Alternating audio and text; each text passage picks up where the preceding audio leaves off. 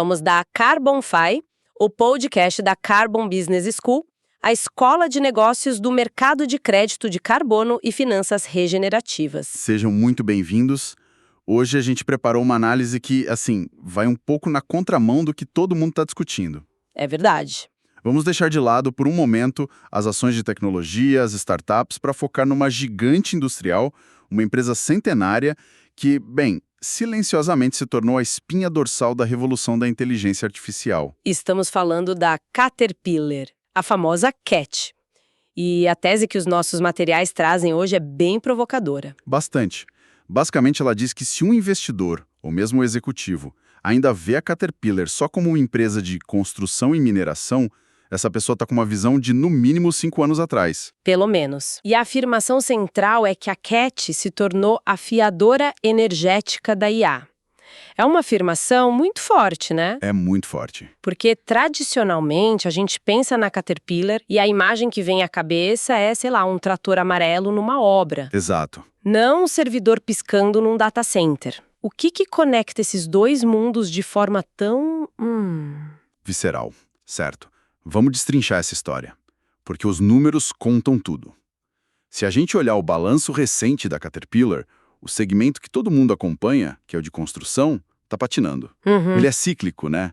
Sofre com juros altos nos Estados Unidos, na Europa, isso esfria o mercado imobiliário. Bom, nada de novo aí.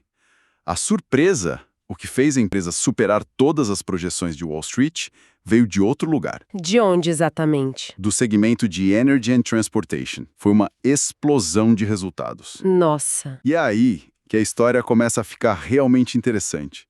Porque essa explosão não foi por acaso. Ela é um reflexo direto de uma realidade física que o hype do ChatGPT, da IA generativa, costuma ignorar. Que seria? No fim do dia, todo esse processamento de dados é, na sua forma mais bruta, a conversão de eletricidade em informação e calor. E o mundo está com um déficit gigantesco de energia confiável para bancar essa conta. Certo, a demanda de energia é o gargalo.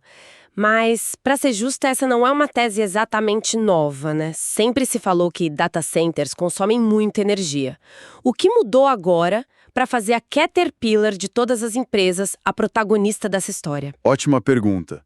O que mudou foi a velocidade e a densidade da demanda. Ah, entendi. Antes, o crescimento do consumo de energia dos data centers era mais linear, mais previsível. Com a chegada das GPUs de altíssima performance para treinar modelos de IA, a demanda de energia por metro quadrado de um data center explodiu. De forma exponencial. Exponencial.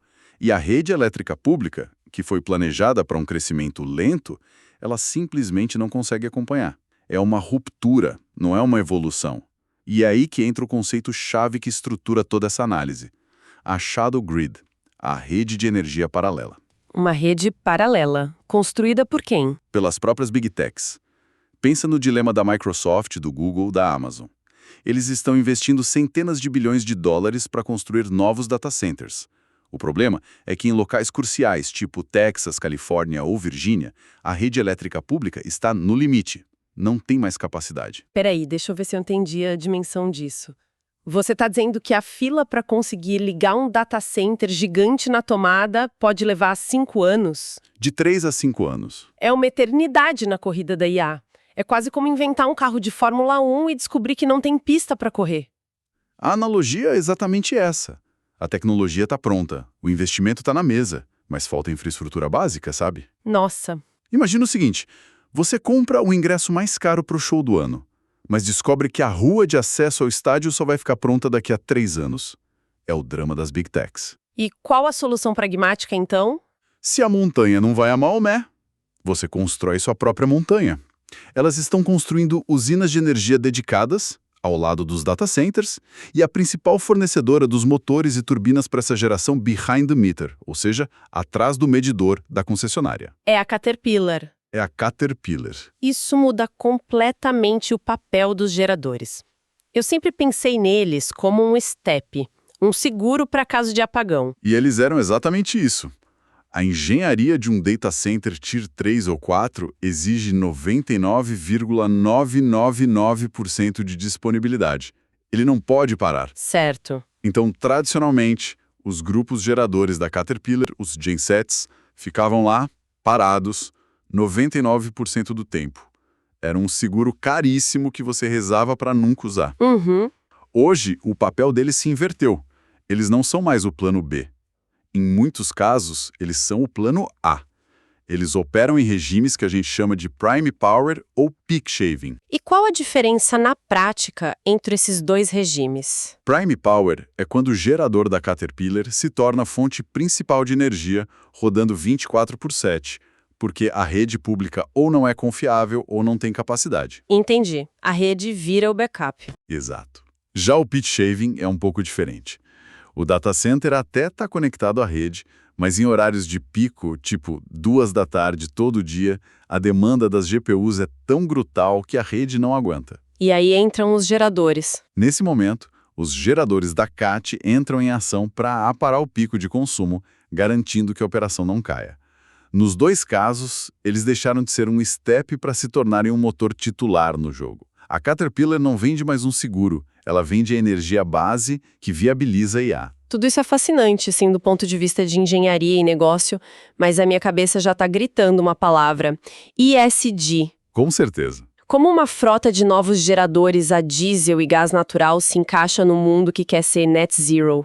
Isso não cria um conflito direto para as big techs que têm metas climáticas super agressivas? Criar. E é um conflito gigantesco. Essa é a objeção mais óbvia e mais importante.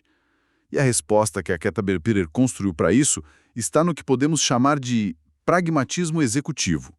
A empresa percebeu isso há anos e iniciou uma migração agressiva para desenvolver motores agnósticos em relação ao combustível. O que isso quer dizer, agnósticos? Quer dizer que os motores mais modernos já saem de fábrica prontos para operar com uma variedade de combustíveis de baixa ou nenhuma emissão de carbono. Ah, interessante. Eles podem queimar HVO, que é o diesel verde, feito de óleos vegetais, podem rodar com biogás, capturado de aterros ou da agroindústria, e já estão sendo testados para operar com misturas de hidrogênio verde. Certo. Então, para o C-Level de uma Big Tech que se comprometeu a ser net zero até 2030, a solução da Caterpillar se torna a única ponte viável entre a necessidade imediata de energia e a promessa de um futuro limpo. Entendi.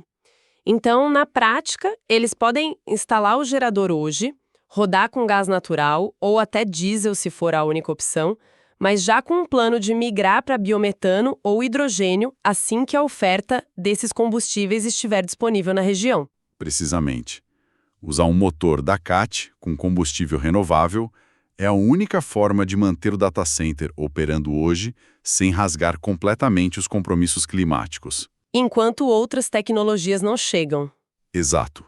Enquanto tecnologias mais disruptivas, como fusão nuclear ou os pequenos reatores modulares, os SMRs, ainda estão há, sei lá, uma década de se tornarem realidade comercial. Entendi. A Caterpillar, de forma brilhante, se posicionou não como uma vilã do carbono, mas como a ponte indispensável para a transição energética da nova economia. E essa ideia de ponte me faz pensar como essa ponte se conecta com a nossa realidade aqui no Brasil. Porque a nossa situação energética é bem diferente da americana. Bem diferente. A análise que temos em mãos aponta para impactos em 3 áreas críticas: nossa indústria, nosso agronegócio e nossa capacidade de atrair esses mesmos data centers. Exato. Vamos começar pela conexão mais direta com o mercado financeiro, com a Faria Lima. Existe uma relação simbiótica que pouca gente no mercado percebe entre a Caterpillar e uma das queridinhas da Bolsa Brasileira, a WEG. Como assim? Uma fabricante de motores de Santa Catarina e uma de tratores de Illinois. Pense no sistema completo. O motor a combustão da Caterpillar gera a força mecânica, o torque. Certo, mas o que transforma essa força em eletricidade utilizável é o alternador e os componentes elétricos associados. E quem é uma das maiores fornecedoras globais desses alternadores e sistemas para grandes projetos de energia? A WEG. A WEG.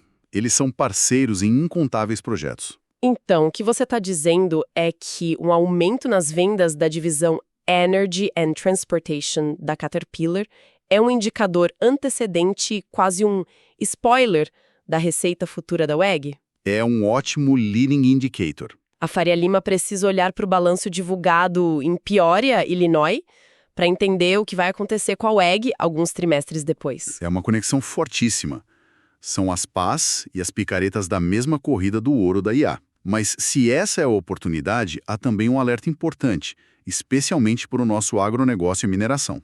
Que seria? O Brasil é um mercado gigante para a linha amarela da CAT, tratores, colheitadeiras, caminhões. E isso cria um risco que no mercado chamamos de crowding out. Crowding out. Um efeito de deslocamento, é isso? Exato.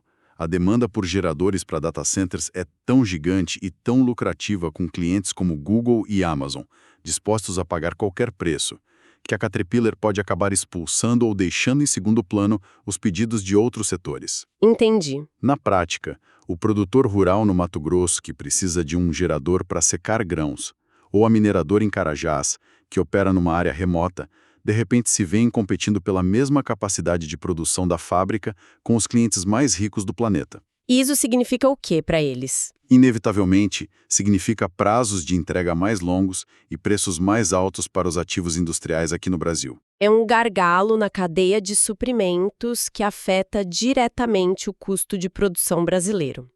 Mas você mencionou que a nossa situação energética é diferente. Isso não cria uma oportunidade? Uma oportunidade imensa.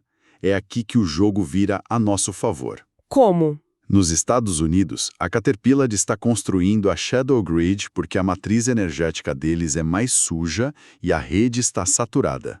No Brasil, o cenário é quase o oposto. Temos uma das matrizes elétricas mais limpas e renováveis do mundo. É verdade. Isso cria uma chance de arbitragem fantástica.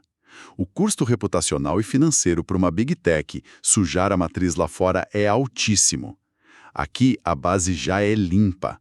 Isso deveria, por si só, acelerar a vinda de mais data centers para o Brasil. E a tese da Caterpillar ainda se aplicaria aqui, mesmo com a nossa rede? Totalmente.